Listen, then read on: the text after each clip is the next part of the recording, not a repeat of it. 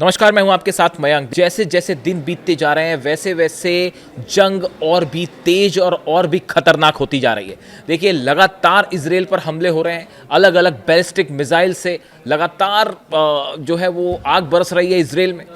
उसी तरह अरब देशों पर हमले हो रहे हैं। हमने देखा किस तरह से फ्रांस और इटली में हमले हुए, दुबई में लगातार हमले हो रहे हैं। देखिए, 15 से 16 तारीख के बीच यानी पिछले 24 घंटे के अंदर इजराइल पर अब तक के सबसे बड़े हमले हुए हैं। और ईरान की तरफ से जो दावे किए जा रहे हैं, ईरान की सेना की तरफ से जो दावे हो रहे हैं, वो ये इशारा कर रहे हैं कि चुन चुन कर अली खामनेई साहब के हत्यारों को सजा दी जा रही है।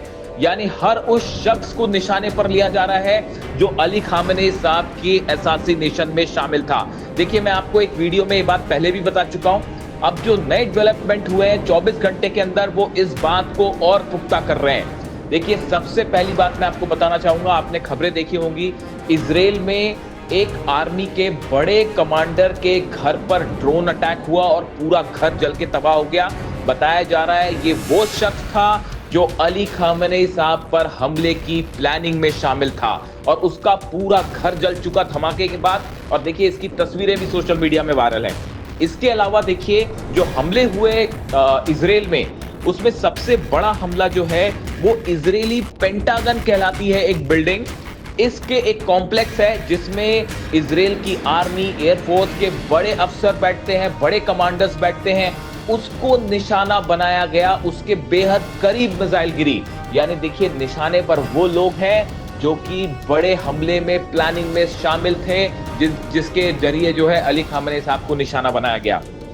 ईरान की तरफ से ये भी कहा जा रहा है, इस तरह की बातें कही जा रही हैं कि आने वाली ईद के पहले हर उस शख्स को खत्म कर दिया जाएगा जिसकी वजह से अली खामनेई साहब को निशाना बनाया गया। देखिए, ऐसे 5 लोग हैं। मैं आपको बड़े हमले बताऊंगा इजराइल पर कौन से हुए, लेकिन उसके पहले ये जानना जरूरी है कि ऐसे कौन से लोग हैं जिनको ईरान जो है वो निशाना बना रहा है। देखिए, सबसे पहले जो बात चल रही है, सबसे बड़ी बात, वो है मोसाद के चीफ डेविड बार्निया की। डेविड बार्निया वो शख्स है जिन्होंने अमेरिका के साथ मिलकर पूरी प्लानिंग की थी। मोसाद के चीफ जिन्होंने पूरी प्लानिंग की थी कि कैसे अली खामनेई साहब पर हमला होगा, कैसे रेकी की जाएगी, उनकी लोकेशंस कैसे पता की जाएगी। इस सब में डेविड बार्निया शामिल थे।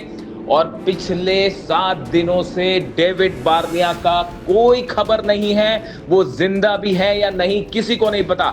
सोशल मीडिया में तमाम दावे हो रहे हैं कि डेविड बार्निया की एक मिसाइल अटैक में मौत हो गई है।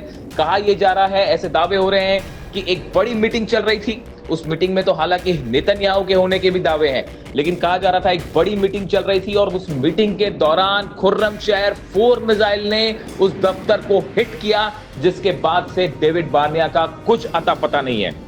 उसी तरह देखिए, आप इटामार बेन-ग्विर जो है, उनकी बात मैं पहले भी कर चुका हूं, उनके भी मारे जाने की खबरें चल रही हैं, वो भी सामने नहीं आए हैं, कोई जानकारी नहीं है इंटेलिजेंस मिनिस्टर इजराइल के। इसके अलावा आप बढ़िए तीसरे शख्स की बात करें, शेलोमी बाइंडर, ये हेड ऑफ इंटेलिजेंस हैं इजराइल के, शेलोमी बाइंडर। इनके बारे में भी बताया जा रहा है कि कोई जानकारी नहीं है। ईरान की तरफ से इस तरह की बातें हैं, दावे हैं कि मिसाइल अटैक में इन्हें भी मारा जा चुका है। और ये चूंकि हेड ऑफ इंटेलिजेंस हैं, यानी वो शख्स जिसने इसको हर चीज पता थी कि ईरान में अली खामनेई साहब को कैसे टारगेट किया जाएगा, कब टारगेट किया जाएगा। इसके अलावा आप बात करें डेविड जिनी, ये चीफ ऑफ जनरल स्टाफ है, इनके भी मिसिंग होने की खबरें हैं, इनके बारे में भी कोई जानकारी नहीं मिल पा रही है। वैसे ही टोमर बार, ये जो है कमांडर ऑफ एयरफोर्स हैं, इनको लेकर भी इस तरह के दावे ईरान की तरफ से हो रहे हैं कि एक मिसाइल अटैक में इनकी भी मौत हो गई है। देखिए, ये सब दावे जो ईरान की तरफ से किए जा रहे हैं और अलग अलग आप देख सकते हैं सोशल मीडिया में तमाम खबरें हैं। देखिए, वॉर के बीच में ये कंफर्म करना बेहद मुश्किल होता है कि किसकी मौत हो गई है, किसकी मौत नहीं हुई है। लेकिन जो मैं कहना चाह रहा हूं उसको आप समझिए, ये जो टारगेट्स हैं, ये जो निशाने हैं, ये टारगेट्स हैं, ये उन लोगों पर चुन चुन के हमले हो रहे हैं जो अली खामनेई साहब के असैसिनेशन में शामिल बताए जा रहे हैं। और देखिए, बेंजामिन नेतन्याहू को लेकर तो जो बातें हैं वो बेहद हैरान करने वाली हैं। अब तो जैक्सन हिंकल एक बड़े पॉलिटिकल एनालिस्ट हैं, इनकी तरफ से कई सवाल उठाए गए हैं। याह्या नेतन्याहू को लेकर भी पूछा गया है। याह्या नेतन्याहू बेटे हैं नेतन्याहू के, बेंजामिन नेतन्याहू के, और इनकी तरफ से उनसे ये बात पूछी गई कि आखिर आपके पिता कहां गायब है।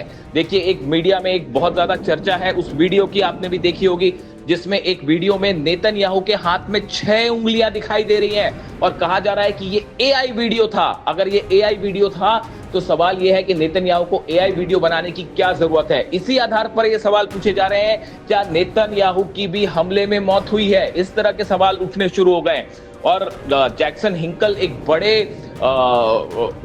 माने जाते हैं, पॉलिटिकल एनालिस्ट माने जाते हैं, वॉर से जुड़ी खबर कवरेज करते हैं। इन्होंने अपने सोशल मीडिया के जरिए, प्लेटफॉर्म एक्स के जरिए सीधा सीधा सवाल पूछ लिया है याह्या नेतन्याहू से कि आखिर नेतन्याहू मीटिंग्स में शामिल क्यों नहीं हो रहे हैं, अमेरिकन डिप्लोमेट से मिलने की उन्होंने मीटिंग्स कैंसिल क्यों कर दी, क्या वो जिंदा भी हैं या नहीं। इस तरह के तमाम सवाल अब उठने लगे हैं। देखिए, अगर हम हमलों की बात करें, नॉर्थ सेंट्रल इजराइल और नॉर्थ इजराइल में भयंकर धमाके हुए हैं और बताया जा रहा है कि ये अब तक के सबसे बड़े धमाके यहाँ पे हुए।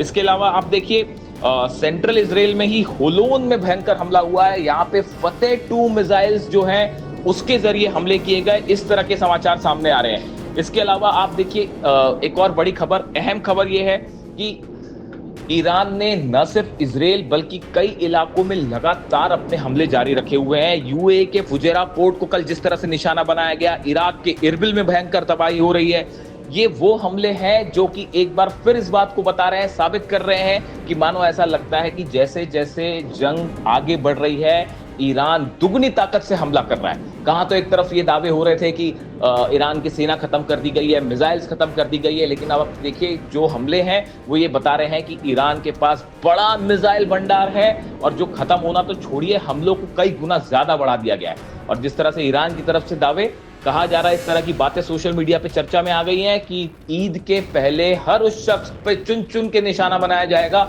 जो अली खामेनी साहब के असैसिनेशन में शामिल था। इसके अलावा देखिए, ईरान के यूरेनियम को लेकर भी कई बड़ी खबरें सामने आई हैं। लेकिन इसी बीच एक अमेरिकन इंटेलिजेंस रिपोर्ट ने सनसनी फैला दी है। न्यूयॉर्क टाइम्स में भी ये खबर छपी। उसके बाद मैंने इसको समझने की कोशिश की कि इसमें क्या नई डेवलपमेंट है और ये डोनाल्ड ट्रंप के लिए कितना बड़ा चैलेंज है। देखिए, नई रिपोर्ट में दावा किया गया है कि ईरान का जो 400 किलो से ज़्यादा एनरिच्ड यूरेनियम है, ये पूरी तरह से सुरक्षित है। जंग के हालात के बीच जब लगातार ईरान में हमले हो रहे हैं, बेगुनाह लोगों की मौत हो रही है, बच्चों को मारा जा रहा है और सुप्रीम लीडर पर जिस तरह से हमले हुए, उनका असैसिनेशन हुआ, उसके बाद अब बताया जाता है कि ईरान ने अपनी न्यूक्लियर पॉलिसी में, एटमी पॉलिसी में बड़ा परिवर्तन कर लिया है। इस तरह की खबरें हैं और ये बताया जा रहा है कि जाग्रोस के पहाड़ियों के नीचे पिकेक्स माउंटेन, आपने ये नाम सुना होगा पिकेक्स माउंटेन का। पिकेक्स माउंटेन नतान्स के पास वो पहाड़ है, एक वो जगह है जो जाग्रोस पर्वतमाला जो है उसमें बनी हुई है। बताया ये जाता है इसके जमीन के सैकड़ों मीटर नीचे ईरान ने अपना 400 केजी यूरेनियम शिफ्ट कर दिया है। बताया ये जाता है कि मुज्तबा खामेनी जो है, उन्होंने एटम बम बनाने को लेकर उस पर लिमिटेशन के जो समझौते हुए थे अलग अलग ईरान के, उन सब से ईरान को अब अलग कर लिया है। यानी अब ईरान के ऊपर किसी तरह का कोई नियम लागू नहीं होगा। ईरान ने ये सब संधियां, ये सब समझौते तोड़ दिए हैं, इससे अपने आप को अलग कर दिया है। देखिए, पिकेक्स माउंटेन की खास बात जो बताई जाती है, एक तो ये ग्रेनाइट के पहाड़ों के नीचे है, बहुत नीचे है। ग्रेनाइट के वो पहाड़ जिसमें ना तो कोई बंकर बस्टर अंदर जा सकता है, ना जिसको B-2 बॉम्बर छू सकते हैं, ना टॉमहॉक मिसाइल जिसका कुछ बिगाड़ सकती है। देखिए, ये बात ईरान को भी पहले से पता थी कि नतान्स पे हमले हो सकते हैं, फोर्दो में हमले हो सकते हैं, इस्फहान में हमले हो सकते हैं, बुशर में हमले हो सकते हैं। उसके पहले ही ये चीज़ें शिफ्ट कर दी गई थी। आपने सुना होगा, बार बार इस तरह की चर्चा हो रही है कि डोनाल्ड ट्रंप जो है वो ग्राउंड फोर्सेस भेज सकते हैं, ग्राउंड ऑपरेशन हो सकता है। आप जानते हैं ये ग्राउंड ऑपरेशन किस लिए है? ये नतान्स भेजने के लिए नहीं था, ये फोर्दो के लिए नहीं था, ये इस्फहान के लिए नहीं था। डोनाल्ड ट्रंप इस बात को अच्छे से समझते हैं कि ये जो पिकेक्स माउंटेन के नीचे बंकर्स में, गुफाओं में, सुरंगों में कई मीटर नीचे जो ईरान का न्यूक्लियर प्रोग्राम चल रहा है वो पूरी तरह से सुरक्षित है और इसको कोई बम से किसी भी तरह से बंकर बस्टर से तबाह नहीं किया जा सकता। यानी इसमें अगर कुछ करना है तो उसके लिए ग्राउंड पर फोर्सेस उतारनी पड़ेगी। ऐसा ट्रंप सोचते हैं, ऐसा अमेरिका सोचता है, वहां के एक्सपर्ट सोचते हैं। लेकिन ये अपने आप में कितना मुश्किल काम होगा। पहली बात तो वहाँ की पहाड़ियों में उतरना, वो जगह खोजना कि कहाँ पे वो ज़मीन के नीचे है। उसके बाद वहाँ पे अमेरिकन ट्रूप्स आते हैं तो उनके ग्रैंड वेलकम के लिए जो है वो IRGC के हज़ारों जो है जवान तैनात होंगे और उसके बाद क्या होगा आप अंदाज लगा लिए। इसीलिए अमेरिका के बड़े सारे एक्सपर्ट से बोल के चल रहे हैं, मान रहे हैं कि अगर ग्राउंड किसी तरह के कमांडोज उतारे या किसी तरह के पैरा ट्रूपर्स उतार के इस तरह की कोई कोशिश होती है कि ईरान के इस पिकैक्स माउंटेन के नीचे जो न्यूक्लियर प्रोग्राम है इसको ख़त्म करने की कोशिश होती है तो इसमें बहुत बड़ी कैजुअलिटी हो सकती है अमेरिकन सोल्जर्स की। बड़ी संख्या में अमेरिकन सोल्जर्स मारे जा सकते हैं। इसीलिए शायद जो है ये ग्राउंड ऑपरेशन वाला जो ऑप्शन है इसको कभी किया ही ना जाए। लेकिन अगर ये ऑपरेशन नहीं होता है तो इस सूरत में ट्रंप का और अमेरिका का एक प्लान, एक एजेंडा पूरी तरह से फेल साबित होगा। सत्ता परिवर्तन फेल हो गया। ईरान को कहाँ तो हराने चले थे, लेने के देने पड़ गए और खुद जो है वो पूरे अरब में बर्बादी हो रही है। फ्रांस पे भी हमले, इटली के भी बेसेस उड़ा दिए गए। अमेरिका के जो 15 बेस है वो तो पूरे तबाह हो चुके हैं। रडार्स उड़ा दिए गए हैं, थाड उड़ा दिए गए हैं और इजराइल का जो हाल है वो गाज़ा बनने पे उसको गाज़ा बना के छोड़ेगा लग रहा है ईरान। तो अब देखिए हालात ये है कि पिकैक्स माउंटेन के नीचे एक तो प्रोग्राम, अच्छा दूसरी और गौर करने वाली बात है, इस तरह की भी लगातार खबरें हैं कि नॉर्थ कोरिया बड़ा कोऑपरेशन कर रहा है। अब तो नॉर्थ कोरिया थोड़ा खुल के सामने आने लगा है क्योंकि नॉर्थ कोरिया को ये इस तरह की भी बातें चल रही हैं कि ईरान के बाद कहीं नॉर्थ कोरिया पर हमला तो नहीं होगा। और नॉर्थ कोरिया जो है, किम जोंग उन हमेशा एक स्टेप आगे चलते हैं, वो अपनी क्रूज मिसाइल्स तान देते हैं। उन्होंने ये भी कह दिया, उनका ये बयान कि हम ज़रूरत होगी तो ईरान की मदद हथियारों से भी करेंगे, एक प्रकार से उन्होंने डोनाल्ड ट्रंप को ये संदेश दिया है।